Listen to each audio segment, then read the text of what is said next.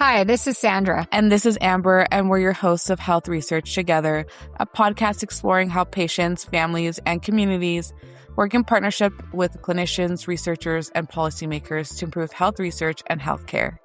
Today's episode is all about understanding what truly matters to people when it comes to their health and care. We'll explore how patient experiences can shape not just the care people receive, but how health systems learn, improve, and make decisions.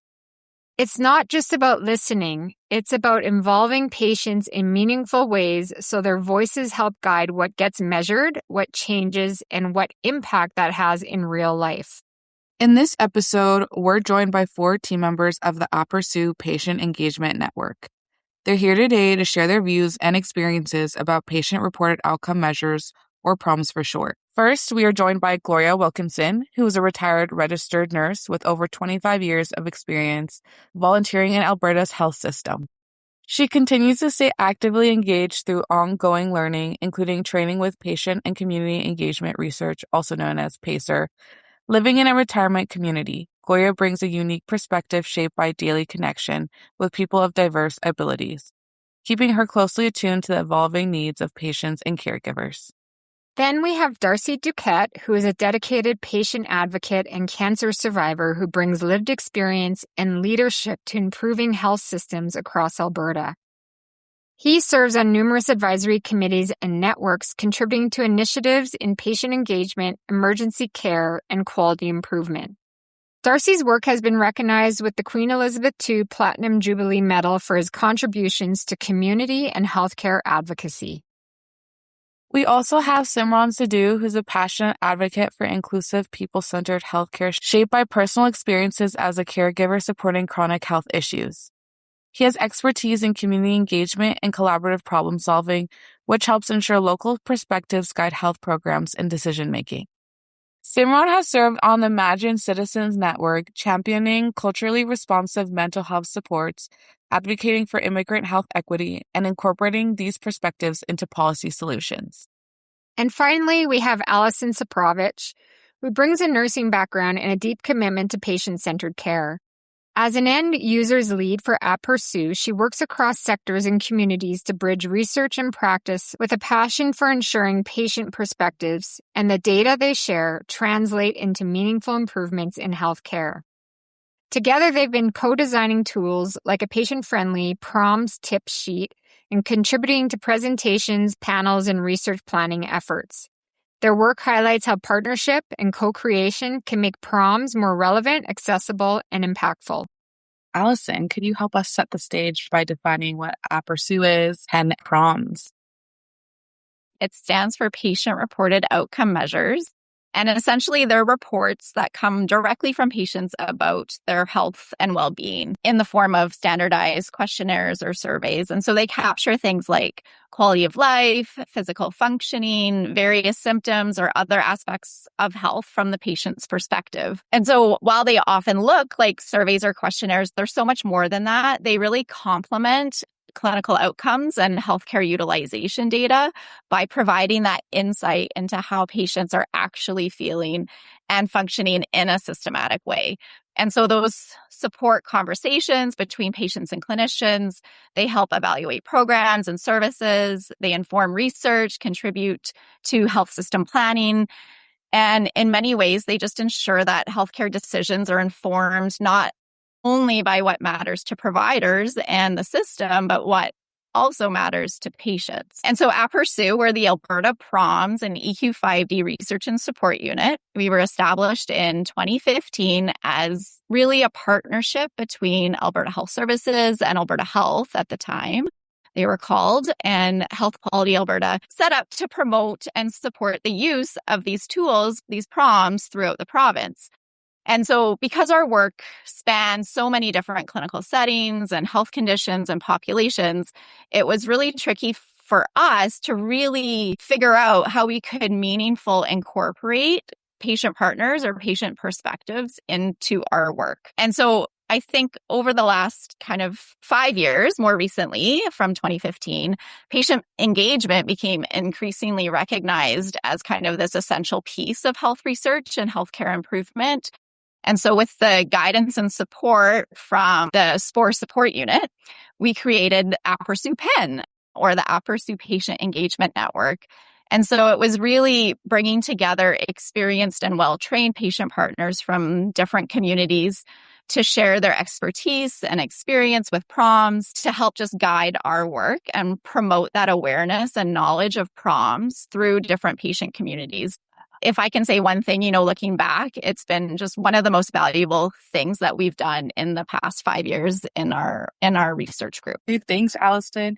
Could you tell us a little bit more about the APERSU research team and the work you're doing with PEN? Yeah, so I think we've really developed this genuine partnership within the network. It was very intentional and purposeful to engage with existing patient partners in different communities. And so we wanted to bring together to create this kind of bi-directional learning experience, us learning from the patient partners and their experiences with completing PROMS as tools and being developed and kind of what matters to them within the system, but then also for the patient partners to learn what PROMS are and how they're valuable to the health system to spread that through their various patient communities. And so all the conversations that we've had and the input that the APERSU PEN has given over the last couple of years have really shaped the priorities of our work. So all the perspectives and connections, many of those we didn't have until we started engaging with patient partners. And so through them, we've really been able to reach communities and audiences that our research team would have never had accessed on our own. So it was really important to us, and these members have really helped us spread and mobilize the knowledge that we've created. Thanks, Alison. I think this is a really good segue. Maybe we can start with Darcy to share from your personal experiences with patient-reported outcome and why they matter to you, or why are they important? Thanks, Sandra.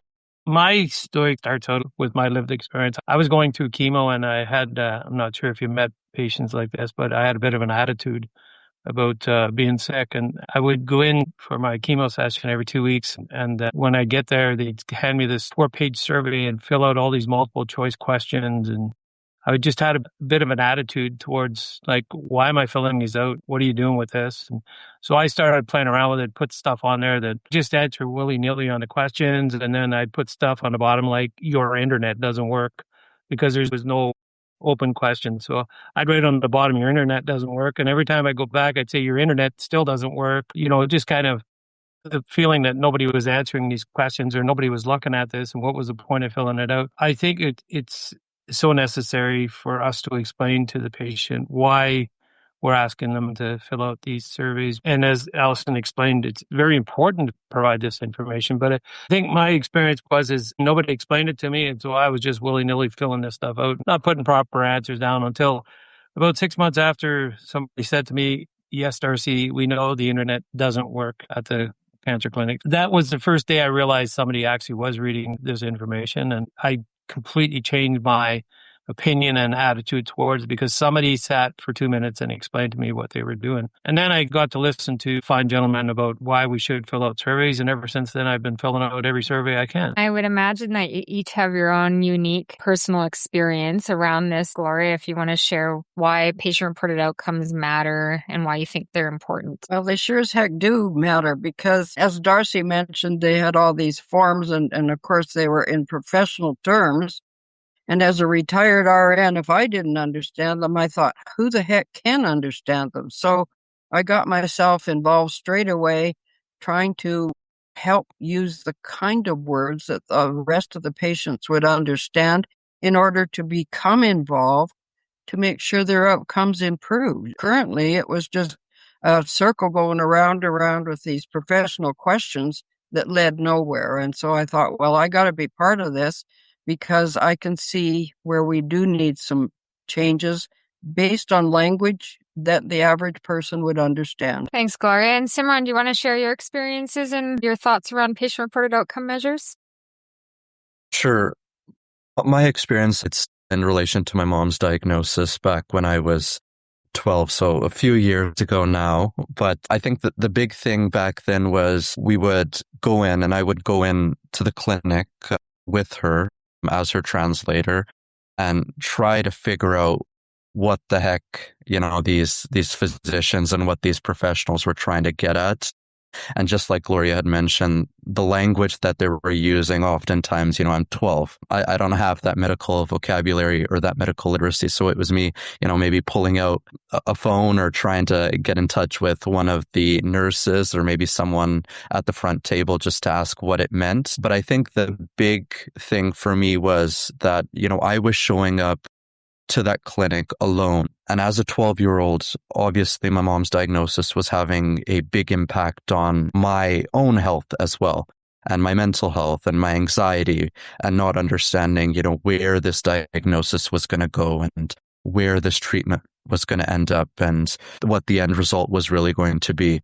So because of that, I ended up becoming quite anxious, developing health complications of my own because of having to go with my mom.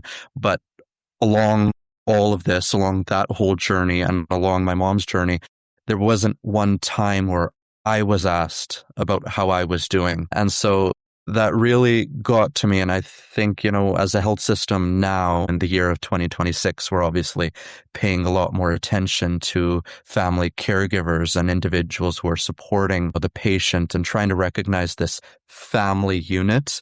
But back then, that wasn't really the case. So it really got me thinking about our PROMS, a tool that the health system, who is obviously overburdened and doesn't have the capacity to engage with each and every person that walks through those doors, are PROMS a way for them to understand what's really going on behind the scenes and making sure that, 10 years down the road when I did need the support for my own sake, maybe that could have been prevented through the use of PROMS. So that was really my introduction to this space and, a big, big factor in me pursuing engagement with this group and all the work that we've been doing so far. And so after that experience, how did you all get involved with PEN? So just like Allison mentioned, I think the unique lens or the unique take that the APERSU team wanted to introduce was that they wanted to create PEN as sort of a network of networks. And I think that model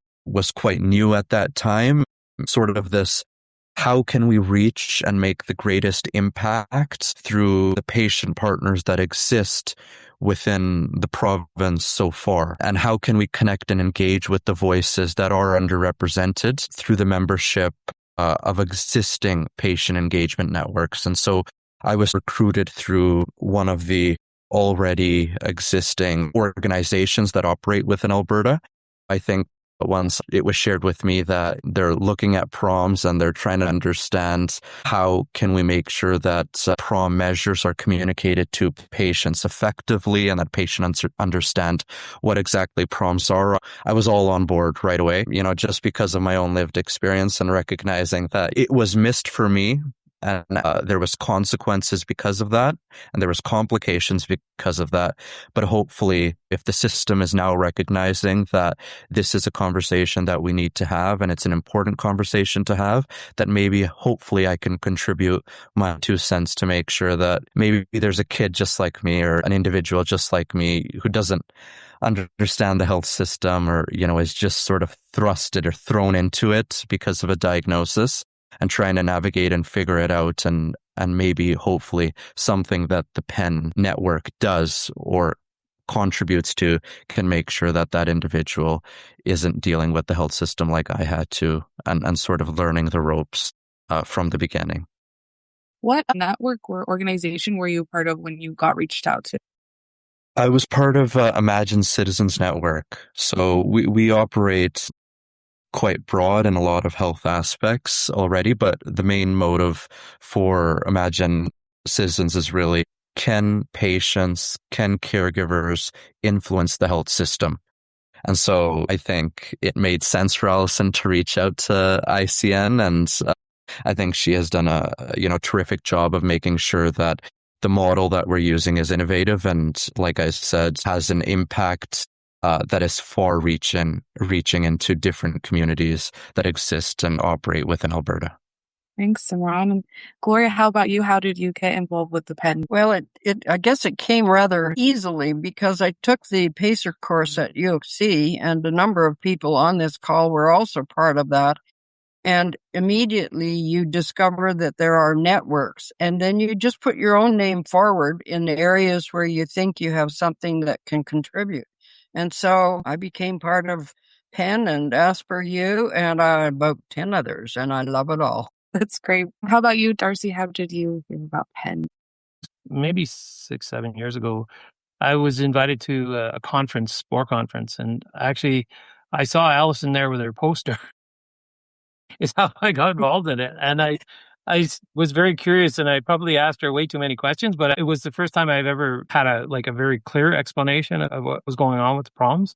And so I got very curious about it at that point and just asked her if you ever need anybody to talk about lived experience or talk about my experience through that, I'd appreciate it if we got an opportunity to talk. And ever since then, I've been kind of hanging out with Allison on lots of projects. So it's been really interesting for me. I think my opinion, so it is probably Simran when he was 12 years old. My experience 11 years ago, we were focused on the patient, but, not really explaining stuff to patients. And I think nowadays, and I think it's true, the PROMS process, I think has a lot to do with it, that we have a different attitude when it comes to patients, family members, caregivers. I just think that we have a very positive attitude towards them and explaining stuff to them, making sure they're part of the successful recovery of patients. And I think a lot of that to me has to do with some of these questions and some of this stuff and some of the work that's been done through PROMS. It's really interesting to see how you guys all got involved, one through an organization, another through the PACER course, then you through a conference. So in practice, what does the Patient Engagement Network look like? What's the size? What's the structure? How do you guys work together and come together? So we're a group it fluctuates between 8 and 9, and we try to all come together at least every 2, maybe 3 months, if possible. And our meetings are largely unstructured. They're essentially check-ins. And I think over the last couple of years, we've really developed a genuine partnership and friendship through the network. Just letting the conversation flow naturally and getting to know the members, and then the ideas just kind of unfold. So from my perspective too, I've just really come to realize that our work together and our meetings together isn't a burden for the patient partners, that they enjoy it just as much as I do.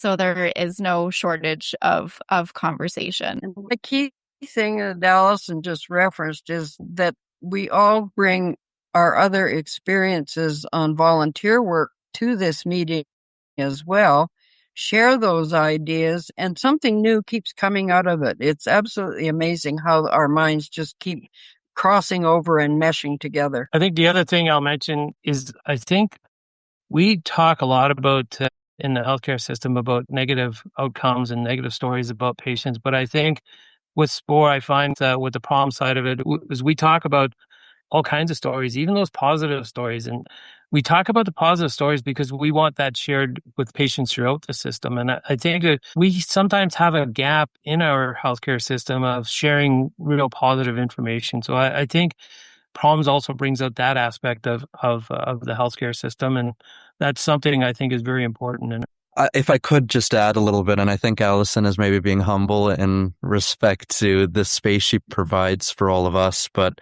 I think oftentimes when you go through the health system and you find your way into this patient engagement world, oftentimes what you're really looking for is a safe space to speak your mind. And just like Darcy said, a safe space to speak both about obviously the positive, but also the negative aspects of your healthcare experience. And Allison, and APERSU has done an excellent job at providing that, and also about enabling patients to lead the discussion. So it's not like there ever is sort of a preconceived agenda. It's really about ensuring what is it that is relevant to patients and to providers surrounding PROMS, what actually matters, and can there be some sort of work that comes about it to make sure that we're actually, making an effort to support patients and providers? So it's not like we're going in circles, doing nothing. It's really about recognizing what is impactful work and what does that look like and what does that mean. And Allison enables us to really speak our mind about that and, share what direction we want to head in, which I think is important, especially if you want to make strides within this space that has been existing for so long, but hasn't really had the changes that it needs. And all of these words reminds me that Allison provides a safe space for us to be completely honest about what we see needs a little twist or a bunch of help, whichever way it's going. But it's a safe space where we can speak right up and move things forward. It sounds like you have a unique approach, being a little bit more organic and structured. I'm wondering if you want to share some more sort of tangible examples of some of the things that you worked on together early on and how that's evolved over time. I think one of the best examples is the tip sheet. And so one of the first activities that we did together, we co-produced a PROMS tip sheet just to help create a bit of a resource or starting point to explain PROMS to patients using some of the language and experiences that the patient partners have voiced here. But really, from my perspective, what started as a resource about PROMS really grew into an opportunity for me to better understand patient experiences and concerns with these tools. It was just basically through the development of this tip sheet and our discussions that I learned why patients are unsure, or even that they are unsure why they're being asked to complete these tools. They were wondering who would see their responses. They were questioning if there was like a right answer or a wrong answer and like where the information was going. And that was really eye-opening for me because those weren't concerns that I ever heard of before, and I would have never identified as a barrier to patients completing these tools. And so for me, like the patient partners really shaped our key messages that were in those resources from those narrations and stories and experiences. And now those particular insights have really influenced how APERSU and I communicate about PROMS more broadly to other people. And so the tip sheet really reflected, I think, what patients wanted other patients to know, or what we think the patients need to know about PROMS to kind of better their care and better their incorporation into care practice. I think the other organic side of it is a lot of times Allison makes applications to present at different conferences, and Allison will put it out to us, who wants to present with me? And it's always an opportunity to share with people what you experienced in the healthcare system, but also opportunity to tell stories about how the PROM process has been successful. But learning that from a patient or learning that from a caregiver or the other aspect of the healthcare system, I think is very important. And I think it really, really hits home with the audience when we have those opportunities to do that. I think a lot of patient engagement, patient-oriented research looks for structure and how-tos, and they want a framework and how to do things. So I'd love to hear what that's like to have a little bit more unstructured, organic process where there's not these frameworks in place and what the differences are from your perspective. I think I always make a comment that we're just going to wing it, but I am a very structured person. I think most of the people that we deal with are structured, and the organic side of it is we come up with the ideas, we talk about what we're going to do. We do become very, I wouldn't say very structured, but we want it to be organic, but we want to know that we have an hour to speak. We better get it done within the hour because you get Gloria and myself and Simran and up, we could talk all day. So we've got to be a little bit structured to make sure there's a little bit of discipline in what we're doing. But it's our stories and it's our experiences. And I think that brings the structure into place to make sure that we can do it within the prescribed timeline, stuff like that, right? So it is very organic, but it is somewhat, I'm going to say, a little bit structured. So I read in your paper, Allison, when you were recruiting or looking for people with lived experience to join the team, that you looked for some people with experience also in research. And I wonder if having some training helps with understanding the work that needs to be done to move forward. Well, I think one of the things that we learned in the process, and rather quickly, is if we didn't start with the expected outcome, we rambled.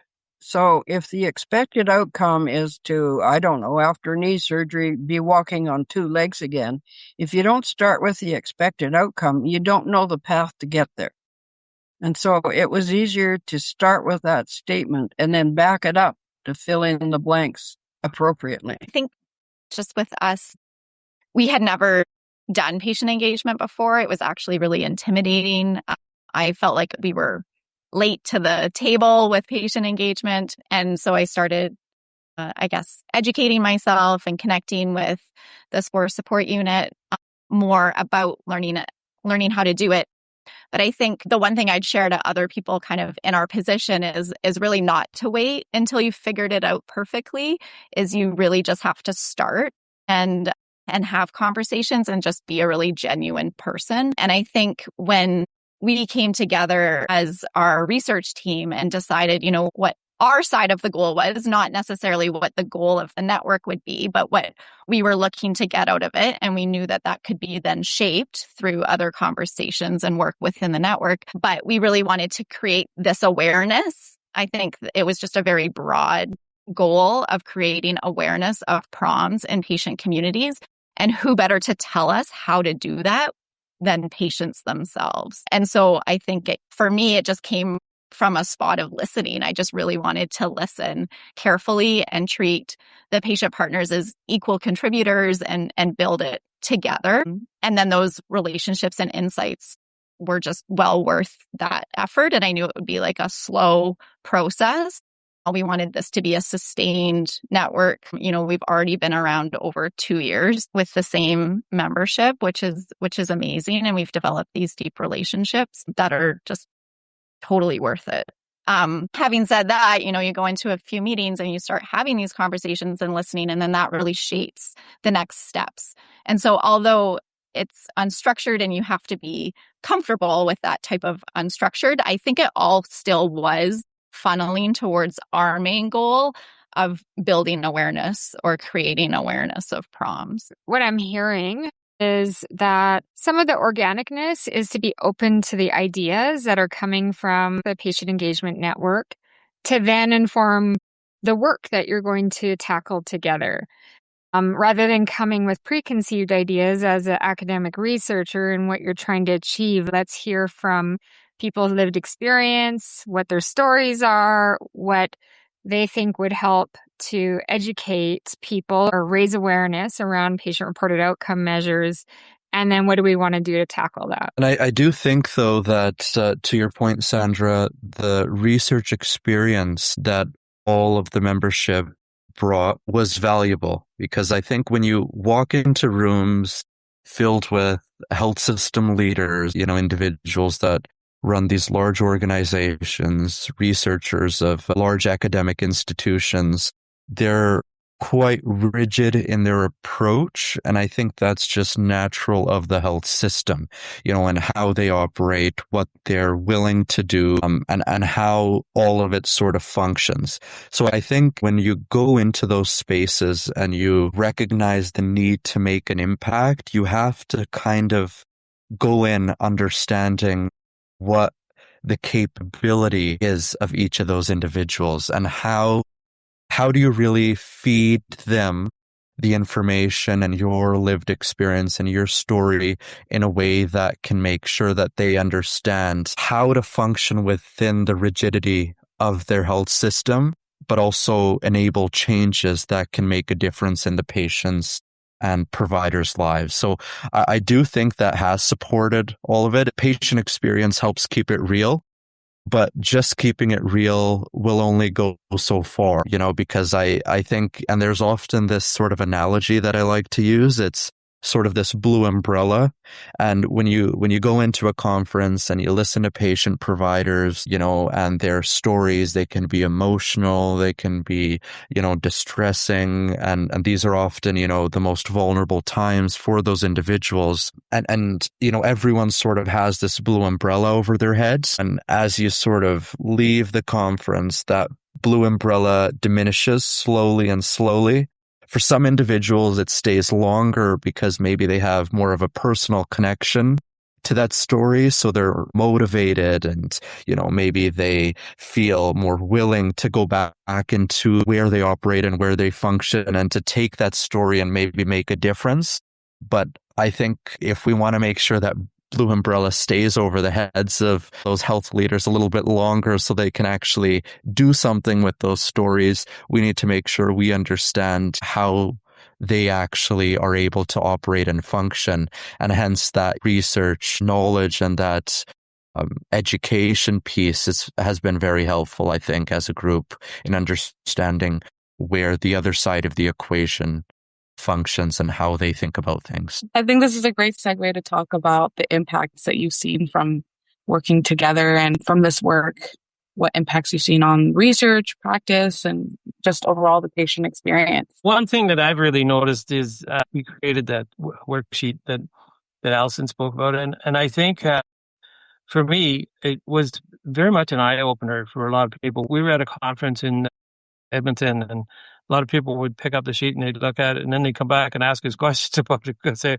were very curious about it. I think stuff like that is very important to get it out there that these opportunities are available for your practice. And it's something that you get to learn about your patients that you really didn't ask, right? And I think it's so important that we tweak our healthcare system to accommodate that aspect of the patient and the family. I think the other part of it too is we have a lot of conversations as members of this committee, and I really sympathize sometimes for people that can't stick up for themselves or don't stick up for themselves. And I think our voice is very calmly explaining to others that this is going on in the system and maybe it's something we should be looking at and kind of adjusting our system so that we accommodate everybody. I think that's one thing I find is sometimes we're not really accommodating to everyone, especially the quiet voices in the system. And I really think that between our members and a lot of the other committees that I sit on, we have an opportunity to speak out for those people that aren't very well represented in the system. How about you, Gloria? What impacts have you seen from being part of this work? Well, I think the impact is becoming greater. It's now across the province. And I'll bring the example forward that is most recent.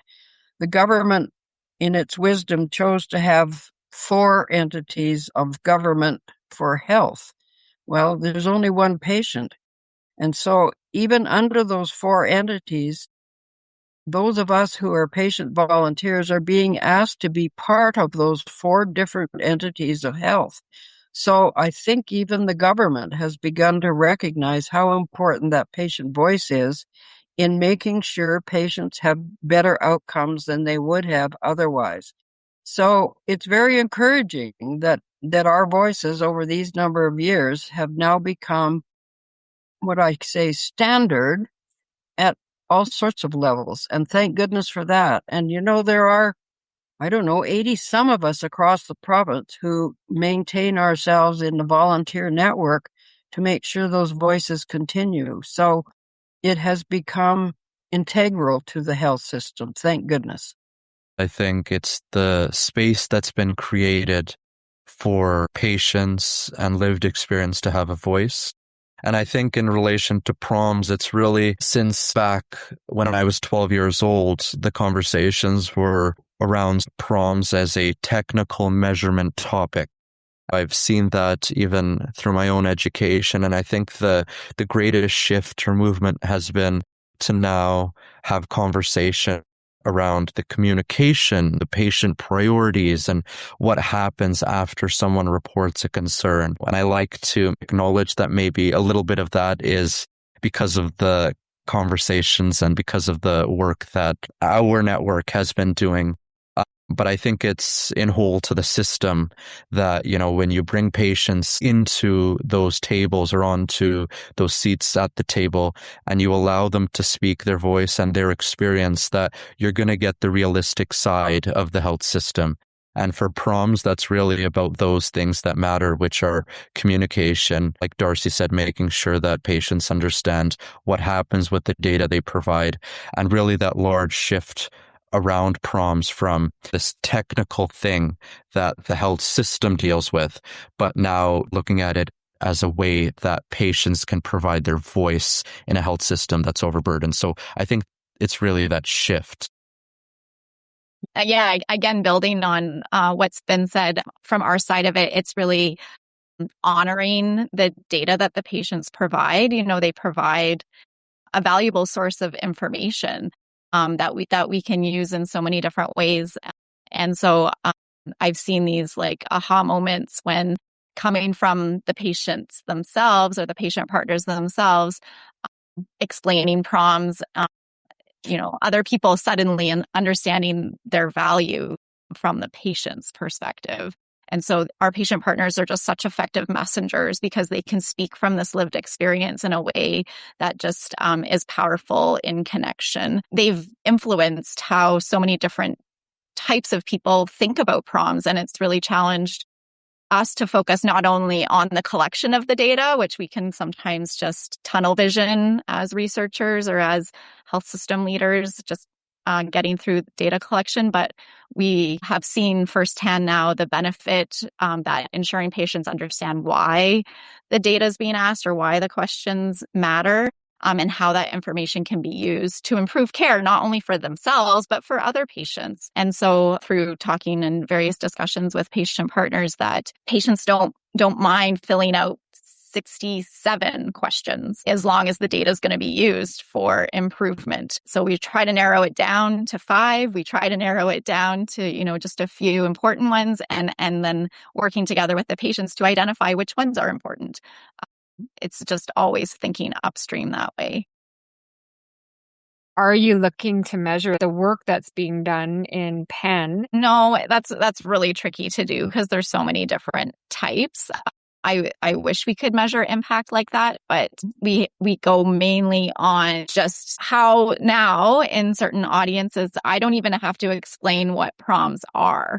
I don't have to say patient-reported outcome measures. I know the word is being spread, and I know it's not just from me and our side. I can't, put numbers to that. I can't quantify or measure that accurately, but I think, through various different sources of information and just conversations I've had, it's becoming more familiar, more broadly across the province. I think the important part is patient partners aren't only influencing other patients like we initially set out to do, but they're also influencing other clinicians and researchers and health system leaders because of these tables that they're sitting at, advocating for themselves in using PROMs. It's becoming more widely known, more general awareness is being built across the system. Although PROMs are, quantitative instruments, they're very specific, and they're questionnaires, they're surveys. That doesn't replace qualitative data sources. That doesn't replace clinical conversations to have, but they're really supposed to be used in conjunction with each other because they're different data sources or different data collection practices or different data methodologies. Depending on how we use the data, it can help give us different insights. And so they're really meant to complement each other.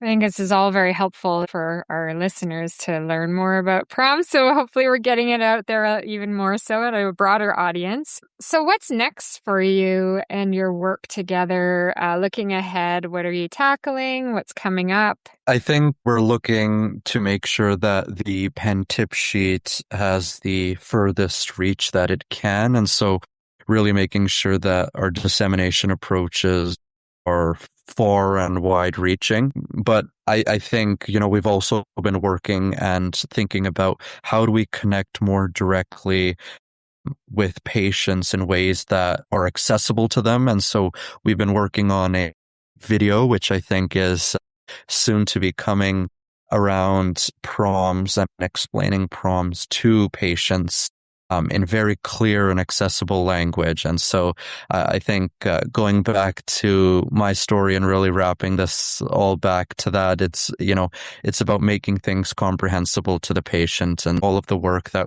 we hope to be doing, in the next little bit is really around that and making sure that the system is starting to have those conversations, but can we make sure that the patients also understand, and they don't end up like us and are unsure about where their health information is going or where their information is going when they fill out their next questionnaire. But I think it's really around those pieces of dissemination and making sure that we're reaching beyond the spaces that we've already connected with, and making sure that, we understand how can we next engage with patients and make sure that they understand the value of PROMS? Because I think, in a health system like ours right now, and I think we've been talking a little bit about the health system, so I think it's reasonable to say that we don't have the capacity that we think we may.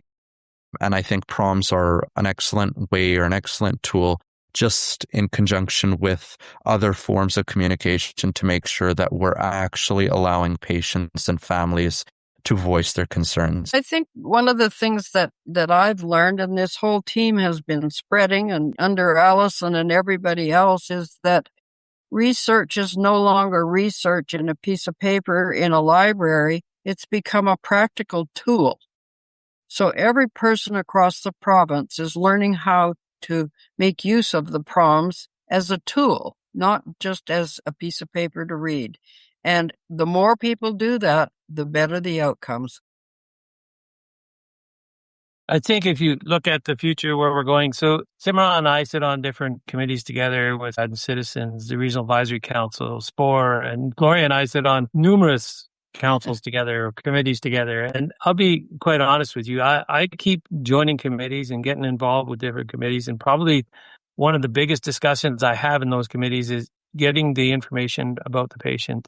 And I think I'll continue to do that, but I think a lot of people in the system know Darcy's going to talk about PROMS when he shows up on your committee. So I think when we look at it, I just keep spreading the word, to be honest with you. I think it's very important that we keep talking about it, because the only way we're going to figure out this system is by talking to each other and listening and learning from each other. And I think that that's probably the most important part of moving forward with this. So I think the more the three of us get involved, but the other 150 patient advisors that volunteer for different programs, I think it's so important. And you too, Sandra, you volunteer for a lot of stuff. I think it's so cool that we get to spread what we know about the system and share it with others. And I think that we keep doing that going forward, and I think we're going to be successful. Well, and to add to what we've just said, it fascinates me that over the 10 years or so I've been doing this, we used to have to push our way into committees. Now, unannounced to any of us, we're being invited. So the right attitude has become in front instead of behind. Thanks, Gloria and Allison. What's coming up next in this work, and what do you hope for the future? Well, I think it's a nice outlook to have when we are moving from talking about volume in healthcare to talking about value in healthcare, and how are we measuring that value in healthcare, and what better way to measure value in healthcare than from the patient's perspective, including patient-reported outcome measures, but patient-reported experience measures. And there's all sorts of talk about the quintuple aim and, how things are being measured and what matters to patients. And so I really love, seeing that patients are becoming more involved in conversations about, measurement overall, but also about, which PROMs are used and how they're implemented, and eventually even how future tools are developed or modified to meet the changing patient needs. And so that's where I kind of see our future work and how I would like to just keep engaging with patients in some way. Thank you all for sharing. I'm wondering if anyone has any final thoughts. Well, I don't know if it fits here or if it becomes a future project, Allison, but it is of interest to me and maybe others to say we asked questions this way 10 years ago, and here's the kind of answers we got. And now we're asking them this way, and look at the value of the answers we're now getting. I think these comparisons, and Sandra, you made me think of it this way. I think these comparisons are what people would like to hear and say, I didn't realize I had that much impact. Well, let's keep my voice out there. So whether it fits with this or a future project, there you go. It is always about communicating and transparency and things like that. We have heard that. And also, amongst other researchers, we often, work in these tiny silos, little hamster wheels moving along, and there aren't enough sharing opportunities, and there aren't enough connecting and relationship building opportunities, which is, I think, one of the other pieces that I value so much about the PEN Network, is that our meetings are these sharing opportunities where we all get to come together and create and listen and participate. Yeah, I think asking is only the first step with PROMS. And I think as health systems, we're starting to kind of recognize that, because patients are frustrated, patients aren't completing PROMS, and patients are asking where their information is going. And so meaningful care really begins when the answer leads to understanding and action. And as a group, I think we've had those conversations, the early conversations around what are PROMS. And I think slowly we're making our way into what activities can we do, what engagement can we do to maybe make sure and recognize or help others recognize that, yes, PROMS are great for patients and for the healthcare system, but what's the next step? And how can we make sure that the healthcare system recognizes that and understands that this isn't just about asking, it's really about making sure that we incorporate it meaningfully into the care that's provided already. For me, PROMS has been a real learning about our healthcare system, about myself, but about others in the healthcare system. And learning about medicine itself is probably one of the biggest things that I've gone through. I feel that when I'm around 81, I'm going to apply to medical school. I'll know enough by then, right? So I think it's important to find out about others and learn about others and how people live. Like, I think it became very fascinating to me after I was sick 11 years ago. And I think it's so important to keep going with that. I think we're going to achieve perfection when we keep moving forward in this direction. Darcy just jogged my memory. But basically, I'm also I'll say former nurse, not a retired nurse, but I had missed, having these regular opportunities to learn directly from patients when I moved into kind of the research world.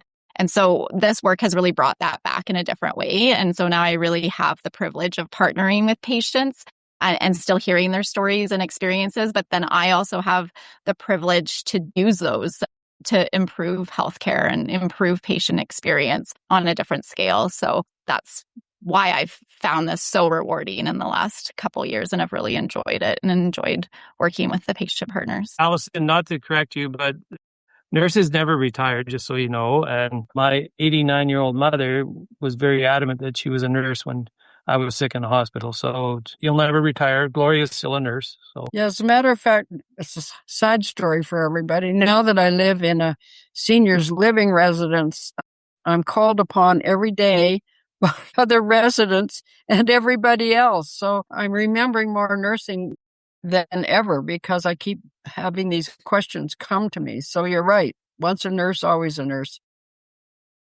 Thank you, each and every one of you, for sharing your perspectives. I think that's what makes patient-oriented research rich, is bringing various insights and expertise together to improve the end outcome of the research, which is intended to benefit people.